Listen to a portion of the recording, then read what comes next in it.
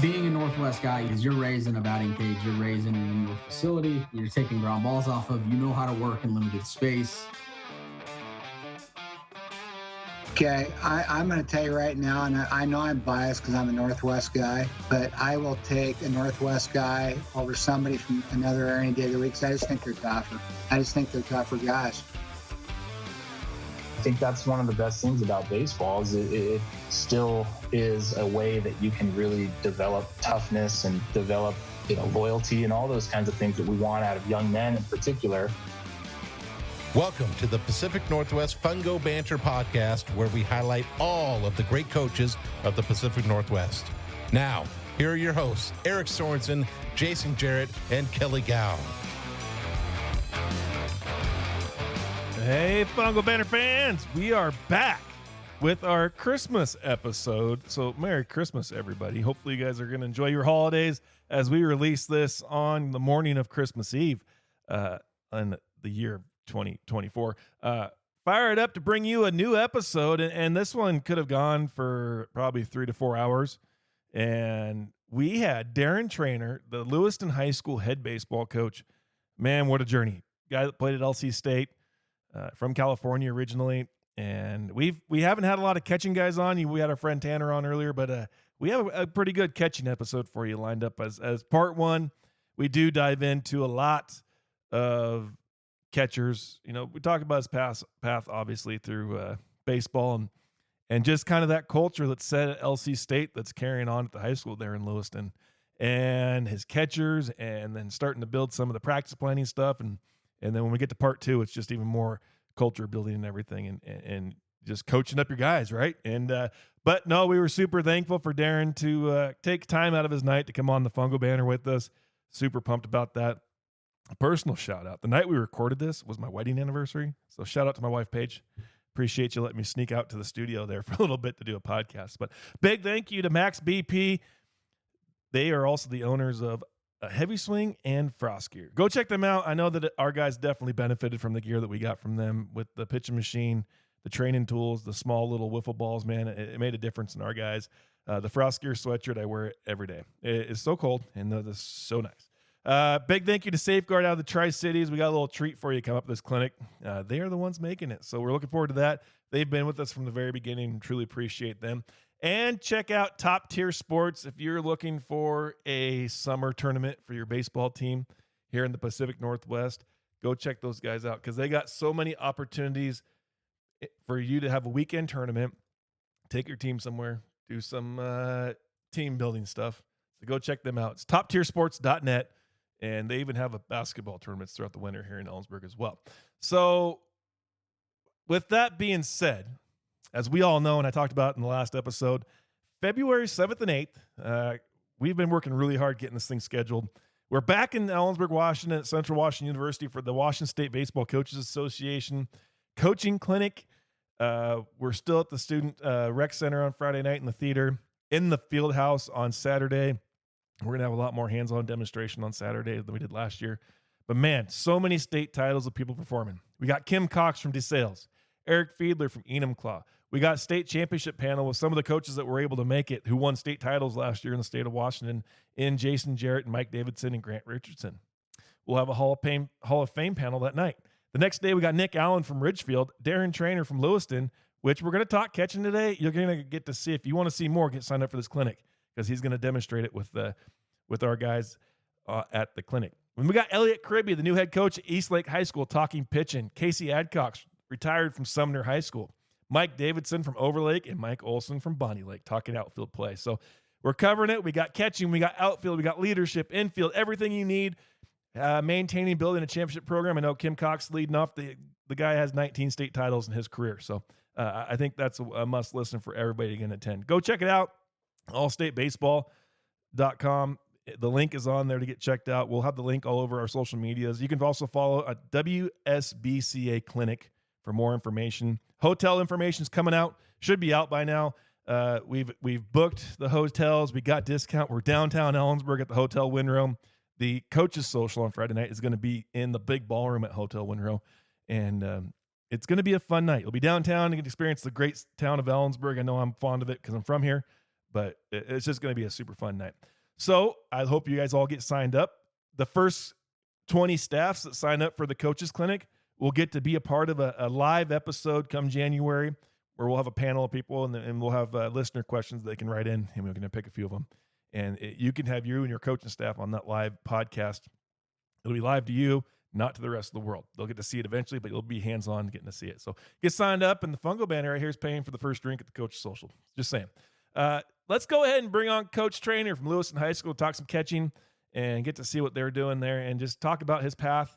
And we all know what it's like we don't know, maybe not firsthand, no, but we all know the stories of Lewis and Clark State and how successful they've been in the Lewis and Clark State, LC State way. So a good episode. So without further ado, let's go ahead and bring on Coach. All right, Fungo Banner fans, we are extremely excited to be back with our next guest of this season, Darren Trainor, the head coach of Lewiston High School. Welcome to the Fungo Banner podcast. Hey, I appreciate the opportunity to be on. Like we talked about earlier, I've been a long-time listener, and you guys do a great job. So really excited to get on here and talk some baseball with you guys. Well, we truly appreciate that. And when this airs, it's going to be the Christmas episode. So Merry Christmas, everybody, for what's going on. So that's a big one. I'm just saying that's that is a big one. I feel honored. Talk us. Hopefully I don't let you guys down. You can't. It's baseball. A gift to everyone's ears. That thing, right? Yeah. That's why we saved you for this week. I guess our first hard-hitting question right away is, what's your favorite fungo? Favorite fungo? That's a good one. So when I got into coaching, I was coaching the catchers at Lewis Clark State. So I never really had a fungo. I just borrowed, I think it was Alan Ballmer's or Billy Silvestri's, and I realized early on in the coaching profession, it's not very easy to hit a fungo. And so tried to get better at it. And when I got the job here at Lewiston High School, one of the first guys that I met was Bill Jensen. And his name around here at Lewiston High School is Wild Bill. He's been taking care of the field, helping the Lewiston School District for the past 40 years. And so when I took over, he introduced himself, and he gifted us 4 orange Mizuno fungos. I'm not sure the type of wood this fungo has, but he gave it to us, and they're orange, and our colors are purple and gold. And so they haven't broken yet, so our whole staff rocks those orange fungos, and we just, think about Wild Bill and everything he does for our program whenever we break those things out. And he's just a great guy, just a Bengal, and works his tail off every single day. So I'm going to have to go with the Wild Bill orange Mizuno fungo. It's my favorite. So I think that one's got the best story behind it so far. So that's great. That's freaking awesome, man. So talk us through your path through baseball, where you started as a player, and then, getting all your way to Lewis and Clark State, and then what got you into coaching and where you're at today. Sure. I think so. I'm from Turlock, California, in the Central Valley of California, kind of in the middle of Sacramento and Fresno.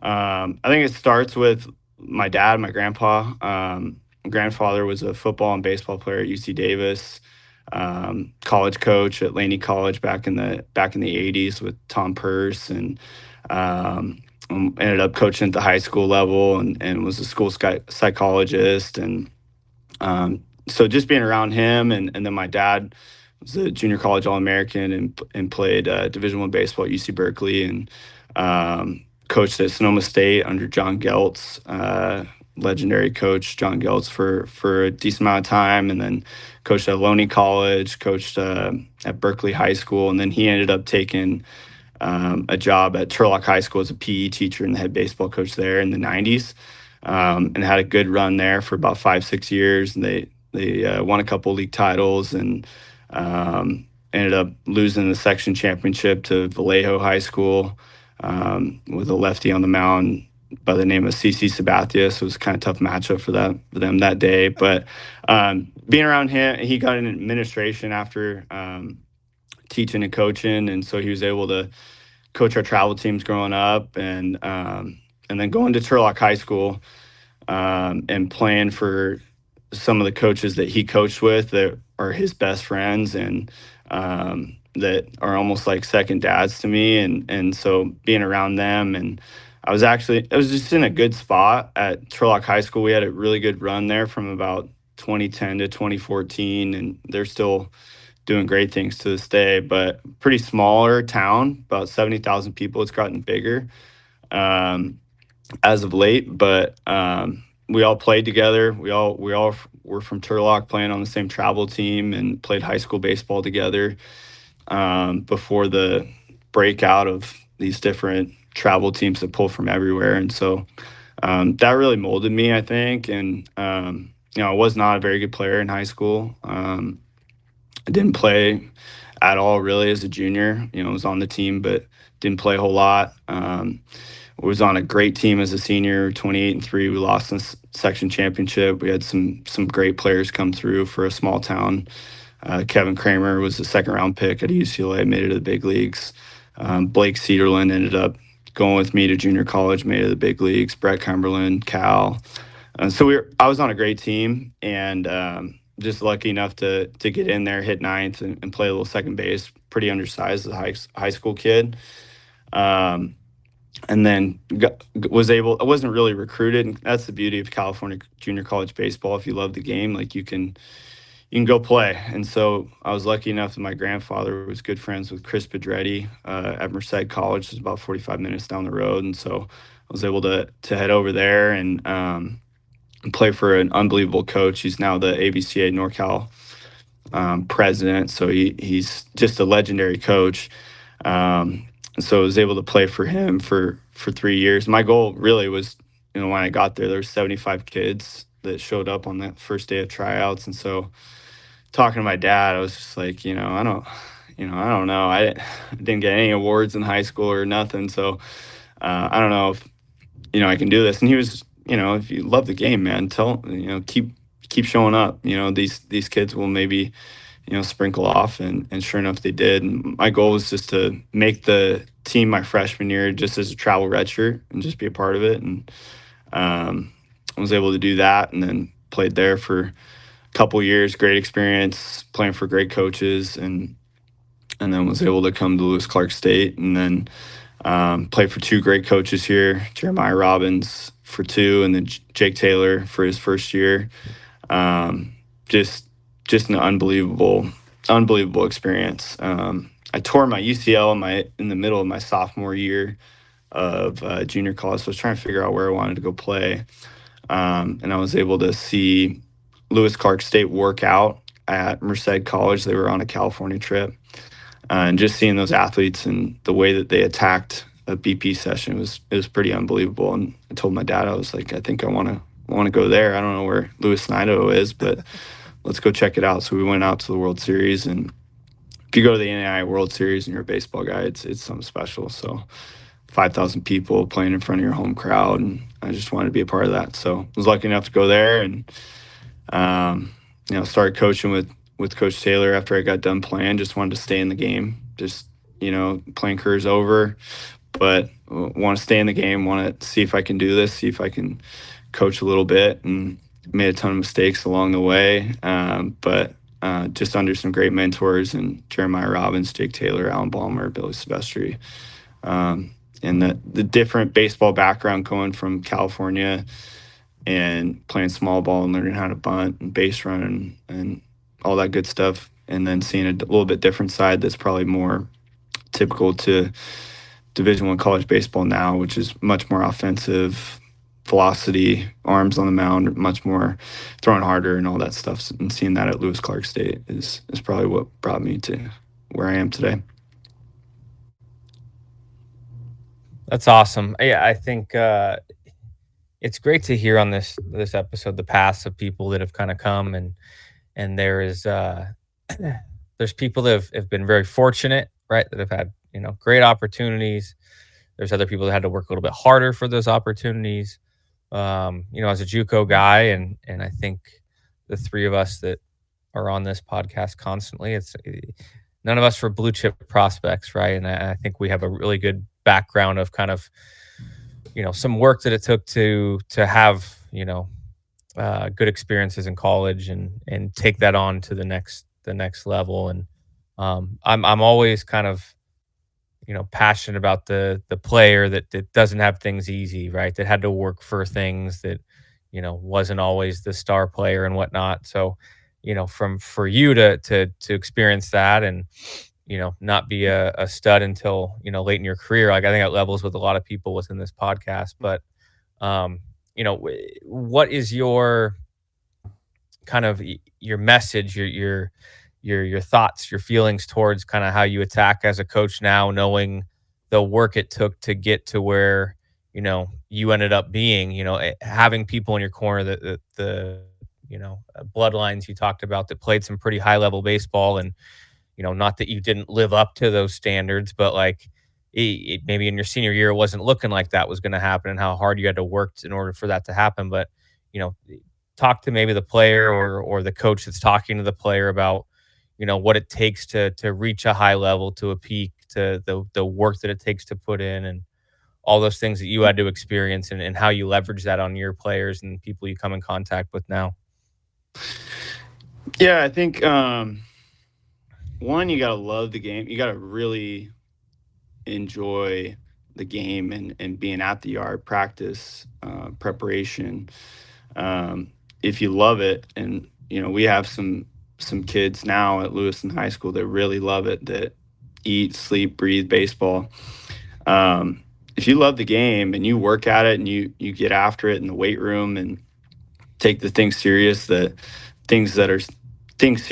you need to, you can achieve a lot in this game and keep going until someone will take the jersey off you. So I think it just talking about, if they really love the game, just continuing to push, continuing to be a good teammate, listen to their coaches, continuing to compete in the classroom too. Like that's another piece with our kids nowadays. You're gonna have to have decent grades to continue to go on and play, and that's just money in your pocket from a scholarship standpoint, or whatever level you want to go play at the next level. Having good grades is going to help you get there. It's going to help you get there. So we talk a lot about just competing in the classroom and competing in the things that we don't necessarily love to do. Obviously, we love most of our kids love to play baseball. A little bit different in the classroom, but still trying to find a way to get those competitive juices flowing and still compete in there and do our best and pursue our best. And that's all you can do. But yeah, I think, and also like resonating with those players that are maybe role players on your high school team or your college team, and you've kind of been in that role. And so talking to them, having real conversations with them about your vision for them and where they can be at the next level. And they really can accomplish it if they can focus on the things that they need to control: the nutrition, the weight room, being a good teammate. All those things will help you at the next level. And I've been around a lot of these college coaches in the Northwest, and there's not very many coaches that won't take a great kid that works his tail off, that competes in the classroom, that does his best in the classroom, that cares about the weight room and loves the game of baseball, regardless of how talented he is. He's going to get an opportunity to walk on at a junior college. And then from there, if that's what you love and you keep those things at heart and keep competing in those things: nutrition, weight room, sleep, classroom, you're going to find yourself playing 4 years of college baseball, which is a great story. So try to talk to our guys a lot about that, and it's out there, man. There's a lot of colleges out there, and you can play as long as you can if you really love the game and want to put in the work. Yeah, Darren, I think you hit the nail on the head there. It's the part of the inspiring the player, right? Mm-hmm.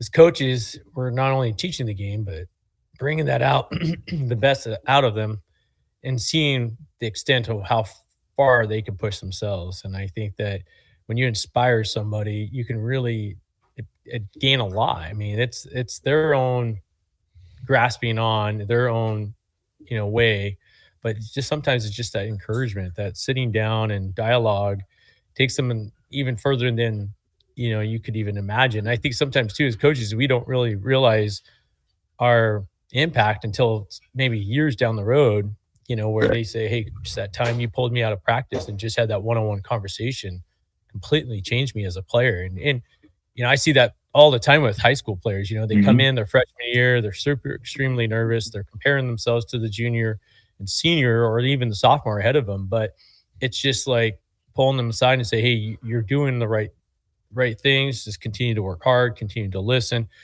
and you're going to be that guy. And those guys will completely change. And so it's just, I think that's what it is, right? Just inspiring those kids, pushing them as far as they can go. And then there's going to be limits to where they can go too. Yeah. Once they hit those limits, it's all good. Life is not all about playing the game, but the game teaches so much about life that sometimes we just, they're just playing the sport for fun. No, it's not just that. It's a lot more detail. Absolutely. Yeah, absolutely. You hit the nail on the head. And, they're just balls of clay right now. We were all 16, 17 years old at some point. They're good kids. They're good kids. But yeah, getting them to see the big picture. And at the end of the day, like if they can leave your high school program with some tools for life that they can hopefully think back to maybe some adversity that they saw, because we know that baseball is a game of failure, some tools that they can lean on to be successful in whatever they want to do, whether it's going to the military, whether it's going to the workforce, whether it's starting a business, going to college. Yeah, hopefully going and playing Division I college baseball. But if they can look back and have some of those tools that you maybe instilled in them, then I think you did your job.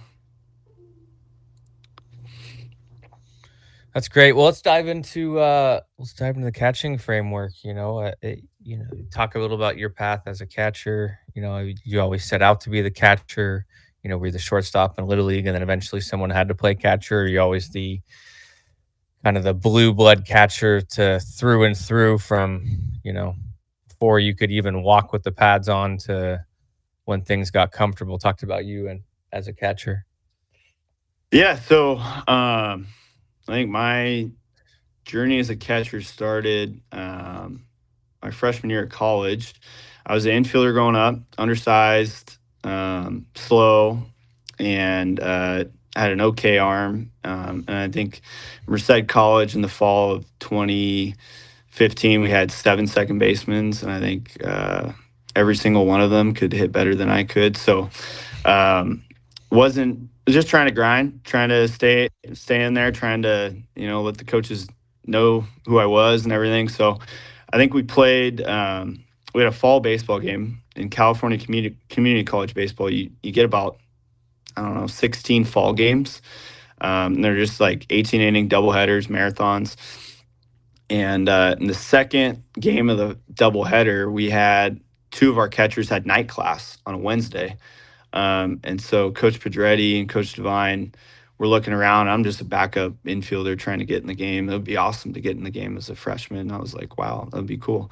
And he came up to me. He was like, hey, have you ever caught before? And I lied. I mean, I caught in Little League, maybe a little bit, a couple games, but I lied. I was just like, yeah, I've caught before. I'll be fine. So was able to get thrown back there. And that I did okay. I was grinding back there. I like the piece of being a part of every play.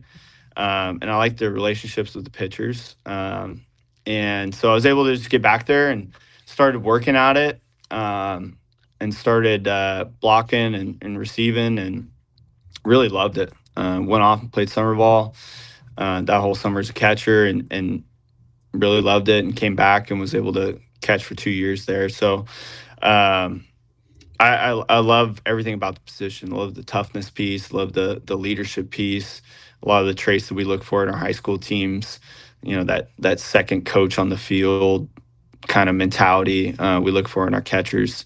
So was able to stick it out back there. And, I wasn't a super fast infielder to begin with. So they stuck me back there, and, stayed there the rest of my college career. And it was a lot of fun. And a lot of the stuff that we were working on at LC and at Merced College, we try to instill in our guys today and go from there. But, I think from the catching standpoint, like, you have to have a leader back there.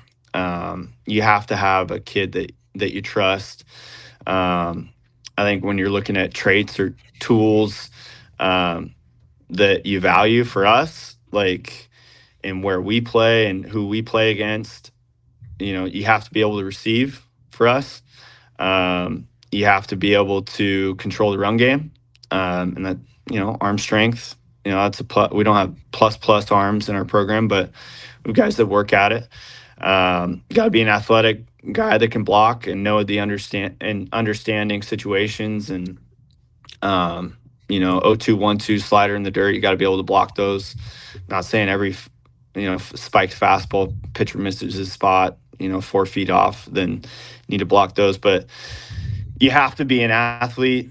You got to be able to block, and then offense comes as a plus. So if you have those traits, you're going to play a lot for us, and that's just the way that our staff has thought about it. Like, we're trying to focus on throwing as much strikes as possible, and limiting defensive mistakes and just playing clean baseball and trying not to lose the game. Because in high school baseball, you see a lot, like teams will lose the game from defensive mistakes or something like that. But so that's just what we try to focus on. And a lot of that is maybe our athletes, we're a little undersized, and we don't have a ton of swing and miss stuff on the mound.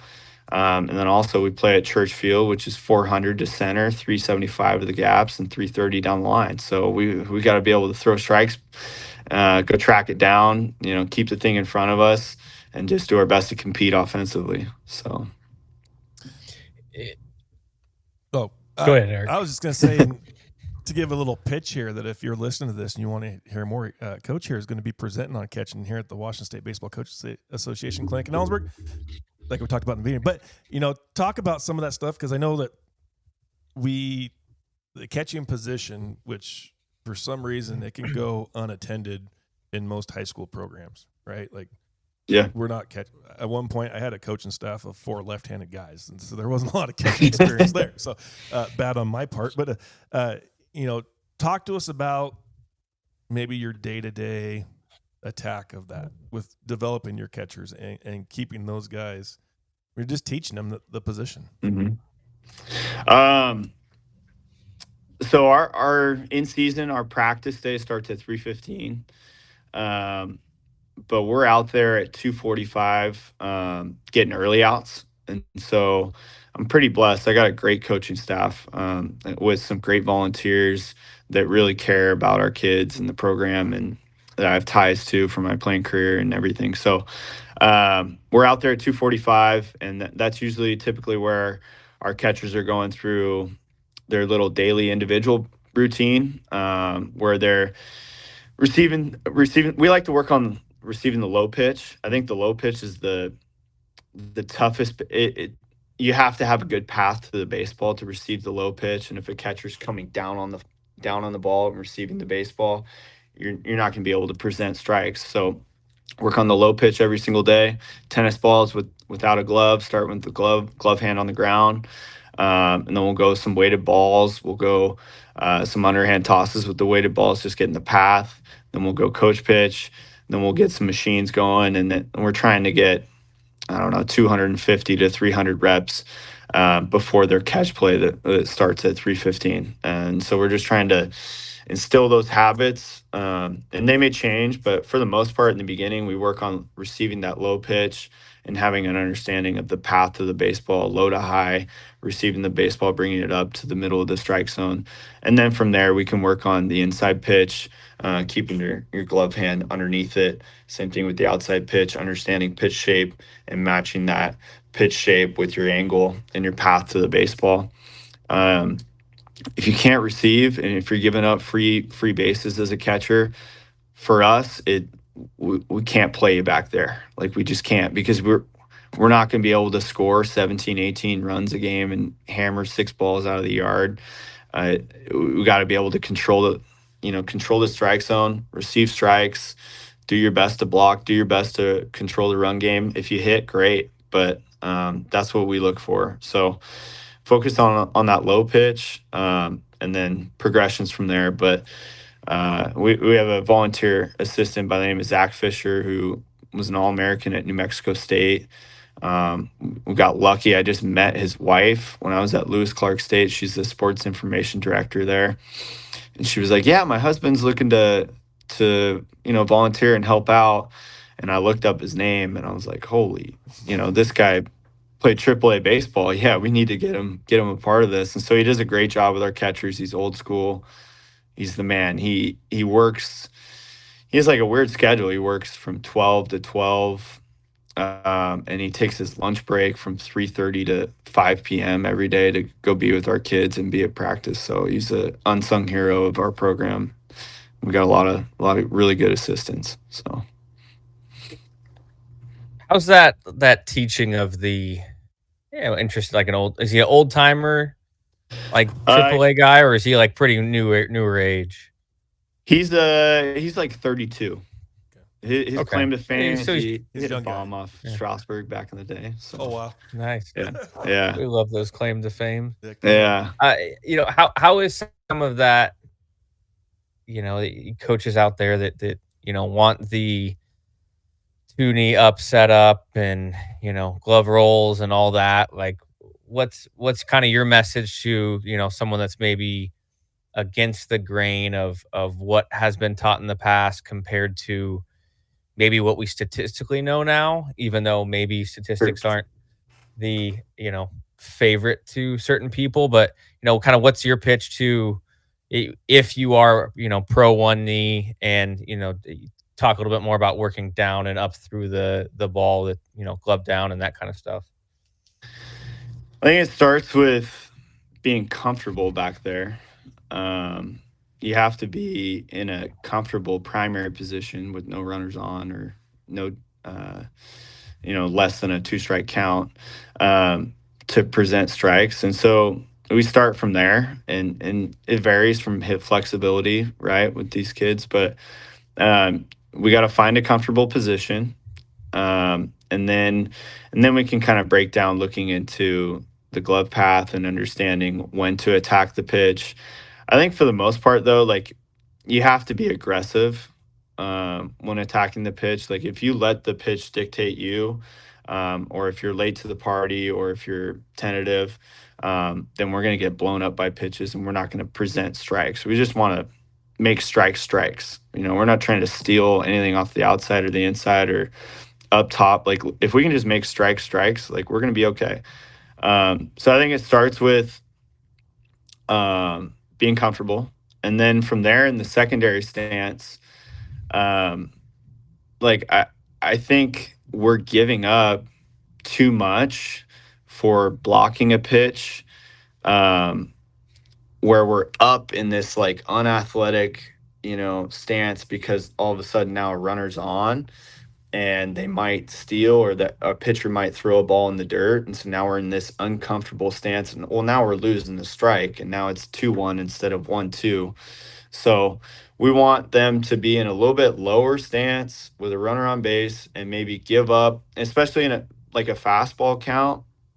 We're giving up a little bit of, okay, we may miss a block that's 4 feet to the outside or 4 feet to the inside, but we're going to present that strike, and we're in a comfortable position, and we've trained these kids when they're in their secondary position. They trust their training, that they're going to be able to receive a pitch the right way. So I don't know if I answered your question the way you wanted me to, but like, it's just, I want them to be in a comfortable position, and if a pitcher spikes a pitch, now, if it's a breaking ball count or a 1-2 count with an extra slider, and we want to, get our butt up a little bit higher and be ready for that block, then I can understand that. But it's just kind of knowing the counts, and that's trusting your guy back there and explaining situations to them, that, you got to know the situation. You got to know where your comfort level is and what secondary position works for you. And then we'll just go from there. Yeah, I think things are different at the high school level. I think the first thing where my brain spins is that every miss is bigger, right? Every miss as a pitcher is generally bigger than what a college pitcher is able to do, with the exception of your top end guys who should be able to do those things. But does that play into maybe the hesitancy of full-time one knee, knowing that you might have to be a little bit more springy to jump on that breaking ball that's in the other batter's box, or the fastball that's going to go to the backstop? Why did we choose Safeway? Like, does that play into your Always decision? Like, working when on you a compare project. yourself Loading up our as a SUV. college coach, yourself as a high school coach, like, would you handle things differently between those two age levels as far as those setups go? Absolutely. We haven't, as far as the secondary stance, we haven't had a kid that can really block on one knee in the secondary stance really well.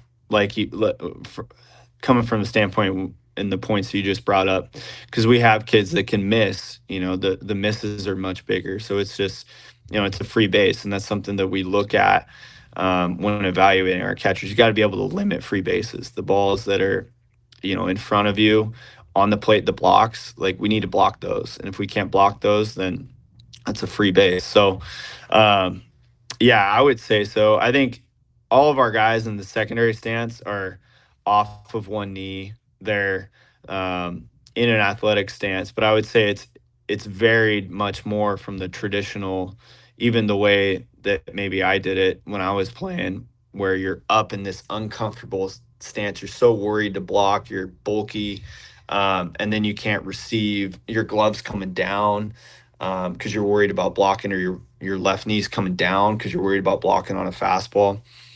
So that's just knowing and or explaining to the kids, like, okay, we're gonna find a happy medium in between the two. We want you to be thinking about receiving here, and then if by chance the pitcher misses, a spiked fastball is going to happen. We're going to lead with our glove. We're going to do our best to be an athlete, and we're going to try to use our chest protector as our glove and block that thing in front. And I know it's a lot easier said than done, but 4 feet miss on a spiked fastball, or a huge miss on a spiked breaking ball, I wouldn't say that's necessarily on the catcher. We got to have a little bit better miss from the pitching side. How much, I don't know if you guys call pitches or you let your catchers call their own game, but how important is that dialogue? I know you kind of talked about, in this situation with your catchers, but yeah, they're coming in and off the field, laying it all out, of course you kind of mentioned, the catcher is the smartest guy on the field. You've got it. Yeah. You're the captain of the ship, right? Absolutely. So in order to be controlled, they got to know, the situation. We got to know what we're running. And so how important that is for you to dialogue with your catchers there. Yeah, it's awesome. We actually went to, I'm forgetting the company's name, but we went to the earpiece into the catcher's ear last year, and I was a little hesitant at first, didn't know, what to think about it, and we used it throughout the spring and summer, and it was awesome. Our pitching coach is talking to our catcher in his ear throughout the at bat. Talking to him to go out to the mound and calm our pitcher down, because we only get 3 visits to the mound. That was a huge deal, having that piece and talking through situations with our guys back there. It's in his ear. Hey, 1-2 count here. All right, we're going extra slider. You need to be ready to block. Okay. Hey, go talk to our pitcher here. It's been 3 straight pitches. He's been on a C count. He's fallen into a rhythm. Go talk to him. Let's break that up. So really important to talk to those guys and make sure that you're all on the same page. And it starts in practice too, like in bullpen sessions. You have to be a good communicator behind there. You have to be. You can't be a quiet guy. You can't be a guy that's just always going to tell the pitchers what they want to hear. You got to be able to communicate. Try to coach our guys on just subtle movements of, it throws a good pitch, point at him, let him know, like, you got to be their biggest cheerleader back there. And then also, if they miss a spot, hey, let them know, like, hey, got to be better there. So all that stuff is just little nuances that, if our catchers can find a way to really receive, control the run game, really be a good communicator, good leader, and be great at relationships with that pitching staff. Regardless of how he hits, he's going to go play college baseball. If he can do those 4 things. So that's something that we talk to our guys about on the daily, and have a good relationship with both of our catchers and do a pretty good job. Yeah, we used PitchCom here this last season, and we implemented it into our practices and getting those guys to get used to hearing a voice in their ear, because it kind of can throw them off, and Oh yeah. but being able to, have them understand when to backdoor a guy at first, or when to get a guy at third, in those kind of situations. And, it's super helpful. I mean, I'm a big technology guy, there's a lot of good things out there for sure that help grow the game, but also help that player grow and understanding of how to become a better positioned player, especially in catching. Absolutely. It's crazy how much technology has come, man. It's awesome. Yeah, it's awesome. It's crazy when it goes out too. Yeah. We had a couple times where it went out and we're scrambling. Well, can we continue playing the game? Well, yeah, we can. Well, the worst is when it accidentally gets unplugged and you're calling it in, and then like the umpire looks at you and you're kind of like, what's going on? And then you get a timeout situation. He comes over and he's like, yeah, the batter's saying curveball. What?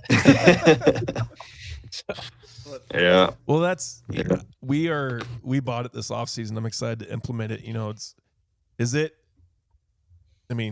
That's where I've been going back and forth. I've always tried to talk to my catchers like, hey, I want you to call the game, but if you have a moment where you're confused or you don't know what to do, look over. And we had signs of what I thought we should throw at that pitch. I mean, is that still happening with you guys? And I'm so excited to be able to call defenses from there, or tell them when they go to a mound visit or whatnot. But talk about the communication. You don't have to give us all your secrets, obviously, but is it a pitch by pitch deal, or is it just more of suggestions? And this is what is it coaching them, teaching them along the way? Yeah, I think it's suggestions, and I think we had 2 young guys last year. We had a sophomore, and then we had a freshman that just came on late and just outworked everyone, and just does a great job receiving, blocking, throwing, and is a great leader as a freshman, which was pretty unique. So, we had 2 young guys. So, so we called the pitches for the most part throughout the spring. If a pitcher gets in a good role, then we might give him a few, or get him into a rhythm, and then he can kind of go with that catcher. So I think once you feel pretty comfortable about the catcher and his decision making, and that's what inter squads are for, is they're for the most part calling their game in inter squads and explaining situations and hitter tendencies and what we see and from scouting and all that. Like, if you feel like you're comfortable with your guy back there, and give the power to him, I think I think it's more power to you.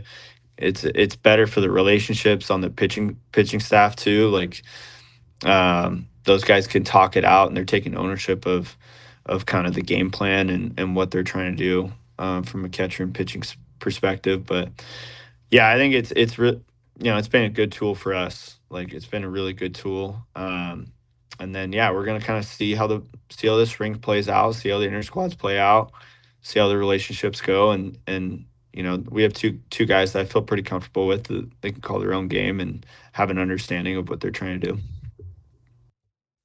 Now, entering from the bullpen,